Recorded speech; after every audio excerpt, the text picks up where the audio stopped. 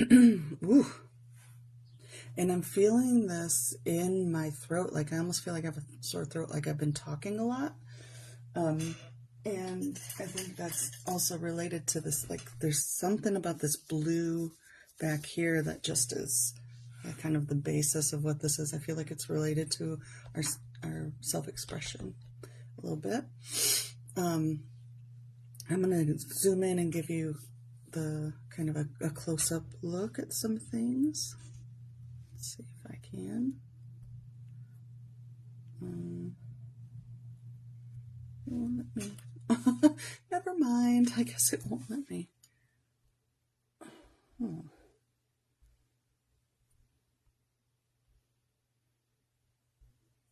Sometimes oh well, I guess not. So this is about as close as we want to get to the snake, I guess. I love, I've done some work in the past with people in my art support groups where we've used the snake as a symbol of fear. And then we would work with like antidote and things like that, or like to explore our fears. So sometimes when the snake comes up, I think for a lot of people, if it could represent some like apprehension or fear or some sort of like challenge or something like that. But it also has this wonderful, I love the idea of it as a symbol of change and expansion and growth. They outgrow their skin, they leave that behind, they become new. They're also very connected with the earth, their bellies, they're very, very in tune. They are very sensitive, and then this one's got its tongue out, so it's really sensing something. And they don't just rely on vision or things like that. They are really, really sensitive. This one also has multiple, and what I wanted to zoom in on was all these different shapes. There's squares and triangles in it, and I feel like, so triangles tend to, so this is according to the Preferential Shapes by Angelis Arian. Triangles tend to represent vision, dreams, and goals, and squares tend to represent like structural and stability and foundational things and containers. And we see a lot of that in here too with these pillars. There's like one, I feel like this snake was a pillar that transformed or came out of a pillar or something like that. So it also, to me, snakes represent creativity, or that and our subtle energy, our kind of kundalini. You see the snakes in that, representing that type of energy. So like our subtle energy body, our life force, things like that. And this one, having all this orange around it, feels related to our creativity, our creative power. And it feels like this pillars, these old structures, it feels like ruins that are breaking down. The spiral is creativity and growth, churning out, kind of being reborn, because there's like that phoenixy kind of thing. Yes, I love that the last pillar does look like a candle, like it's lighting the fire. So I feel like there's a correspondence between this as within, as without. This pillar here and this internal, they feel related. And I want to come over to this side, which represents the internal experience. And I'm just going to cover this up and find the middle. I think the middle's about right here. So this represents the internal experience. This is what we are experiencing, like in our thoughts and our our inner world. And this is where it's getting caught in my throat. We're feeling a lot of stuff, or going through a lot of stuff that isn't being expressed. And it's relating to like our, like, I feel like there's a threshold. We're at the threshold of creating structure for our visions, dreams, and goals. This face right here from yesterday was very peaceful. This pillar right here, this is the eye from yesterday. This is the mouth. This is like the third eye. There's like a chunk taken out of it. So, and it's lying here on the ground. It's creating a barrier. So it's like, it feels like it could be related to not trusting our intuition or something like that. But the light gets through anyway, no matter what we throw down on our path, whatever obstacles we put in our way, it still gets through. all of our intuition, our guidance, it still comes through. So we don't really have to worry about those kinds of things that we're creating. We can create whatever barriers we want. We can still, we're not bound by these kind of physical rules, especially in the internal experience. We may also kind of sense that there's like a, like a fire, like there's urgency, that like, oh my God, the external world's on fire. Like there's all these things I have to deal with. We might be overwhelmed by it because all we're really perceiving internally is like this, maybe this is like smoke and a little bit of flame. And we're like, oh my God. So we might want to kind of not cross this threshold and come in. But there is the allure, I think, of this treasure chest. This would be then this, like subconsciously we know there's something for us to go within a little bit deeper, to go in to where we can do the work. It feels like shadow work. There's all these shadows here. This light, this sun that's coming up, it's making an equidistant cross. Again, with the preferential shapes, equidistant cross tends to represent integration. So there's something we need to integrate into. So maybe we need to like fix this piece. I don't know. Maybe not. Maybe we need to just step over it. But that's, for us individually to choose, choose choose your own adventure, right? This doorway is the rectangle with the triangle on top. It's putting structure to our visions, dreams, and goals by integrating information. Really, it's the difference between like knowing something intellectually and knowing it, like having a deep awareness of it where it's embodied.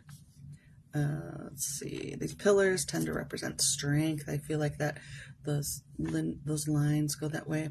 So then let's look at the external. So if this is what's going on internally, which feels very peaceful, right? And then the external is like, oh shit, we got destruction. We've got this like crazy snake on fire coming out.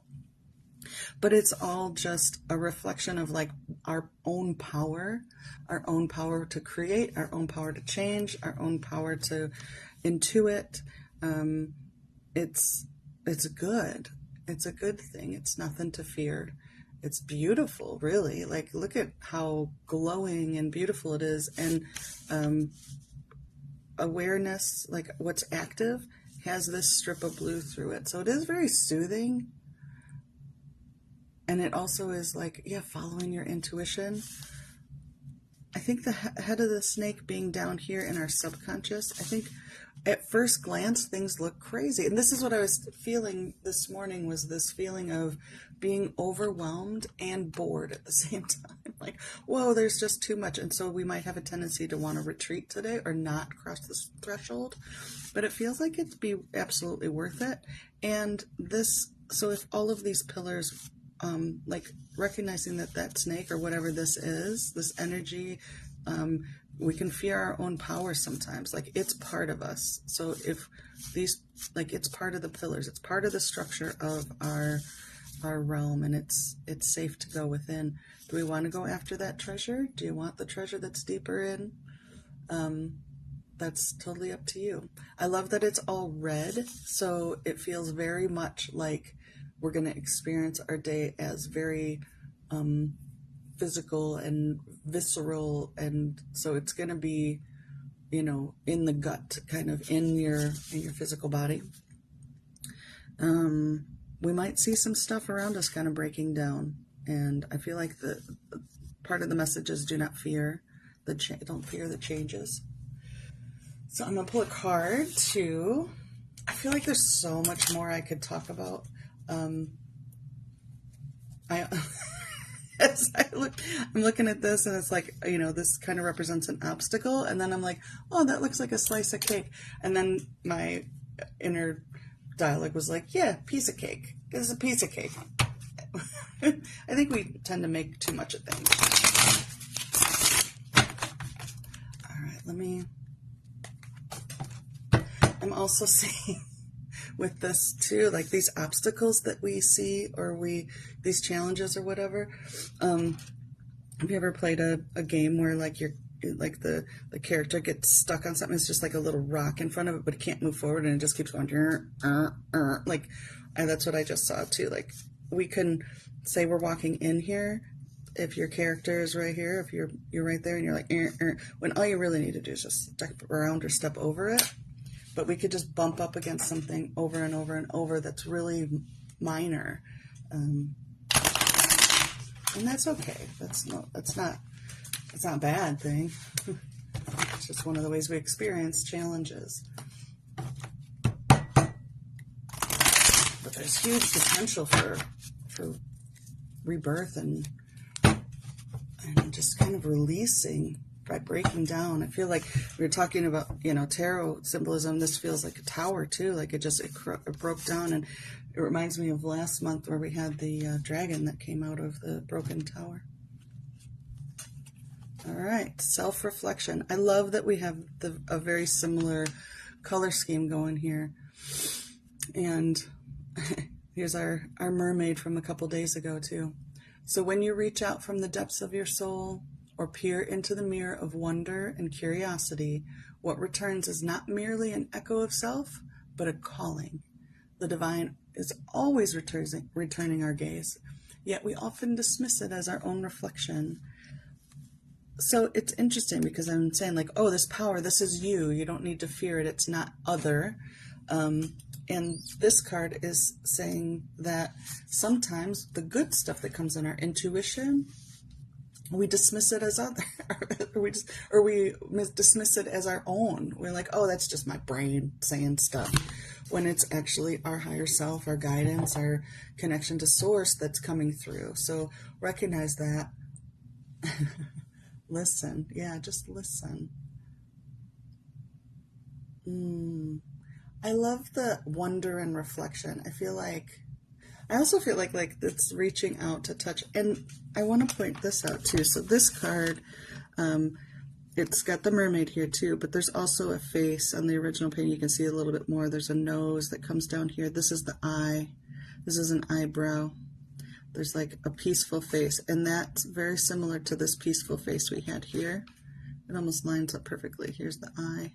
Here's the mouth. And so there's like this piece there in this blue too, coming through the fiery. I'm just kind of taking it in. I like this. Got like the treasure chest with the mermaid too. And this movement and the scaliness of it, this kind of, flow with it. I keep coming back to that phrase, choose your own adventure. Yeah, you see it too, Tracy, right? That the mermaid's tail and the snake. It's got that same movement. I love it. Fire and water. It's a balancing. I feel like you could totally pass this quest if you didn't want to do it. You could be like, nope, I'm good. I'll go somewhere else.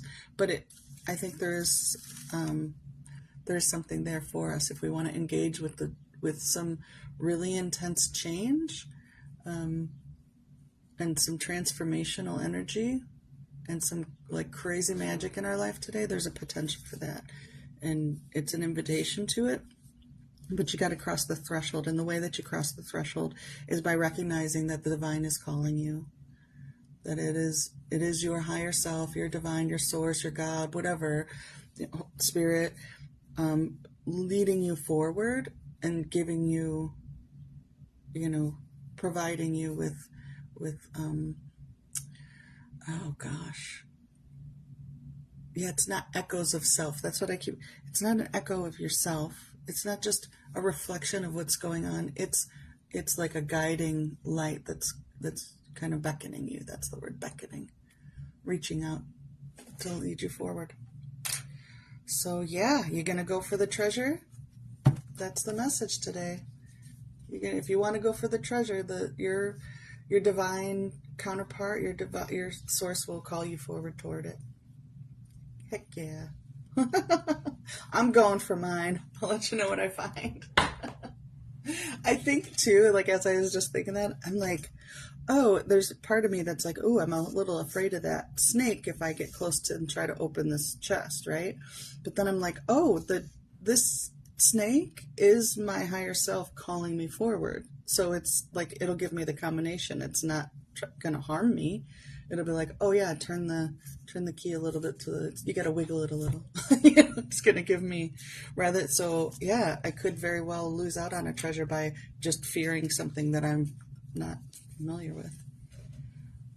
All right, friends, that's the painting of the day. I'm going to pull some cards if anybody would like one.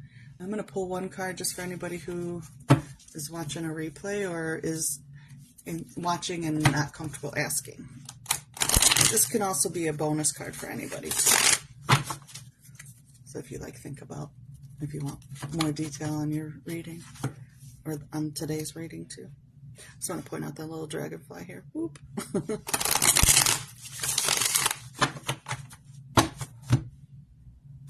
All right. Awakening. Trust your intuition. Your path is brightly lit. You can wear purple or amethyst to heal and amplify your natural gifts and abilities. I like that. We've got this contrast here with the red and blue going on in both of these cards. Bring them together to make purple. So if you're working on integration to balance your fire and water kind of thing, you could probably use purple or amethyst or something purple to help integrate those energies in order to cross the threshold. But also just that trust that your path is brightly lit. Trust your intuition. That's that piece that's missing, I think, that kind of fell out, is the trust in your own intuition. Trust that your divine self is actually reaching out to you.